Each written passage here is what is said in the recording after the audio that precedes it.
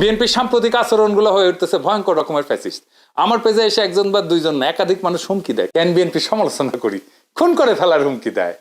আওয়ামী লীগও হুমকি দিত ইনবক্সে, আর প্রকাশ্যে ওরা হুমকি দিচ্ছে 32 নম্বর ভাঙার পরে, কিন্তু বিএনপির কোনো ভয় ডর নাই, প্রকাশ্যে হুমকি দেয়। আমি আজকে একটা দেখাচ্ছি কি কারণে সে আমাদের দেশে আসতে দেবে না বা আসলে বাইসা থাকতে দেবে না, ওটা ওরাই জানে।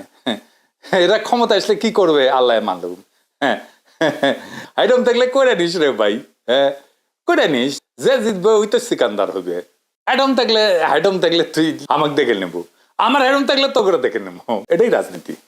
রাজনৈতিক দল তার আশেপাশে বন্ধু রাখে, যারা ঠিক দল করে না কিন্তু একটা লুজ সম্পর্ক থাকে তাদের সাথে। আওয়ামী লীগের কাছে কিন্তু মাস্টার ছিল, সেজন্য আওয়ামী লীগ এতদিন রাজত্ব করতে পারছিল। বিএনপি সবাই শত্রু বানায়, এদের কর্মীদের রাজনৈতিক শিক্ষা এতই দুর্বল, এরা যখন দাবরানির উপরে থাকে তখন কেসো হইয়া থাকে, আর যখন ক্ষমতার গন্ধ পায় তখন নেকড়ে হইয়া ওঠে। যাই হোক, এগুলো নিয়ে আলাপ করবো পরে, নির্বাচন আসুক, ক্যাম্পেইন করে দেবো, দেখাই দেবো জনগণকে কাদের ভোট দিতেছেন, দেখেন কিছুই হবে না হয়তো, কিন্তু আমি খায় না খায় কন্টেন্ট বানাবো। শুধু আমরা যে গালিগুলো দিছে বিএনপির কর্মীরা, সেগুলো কম্পাইল করলে না 10টা এপিসোড হয়ে যাবে।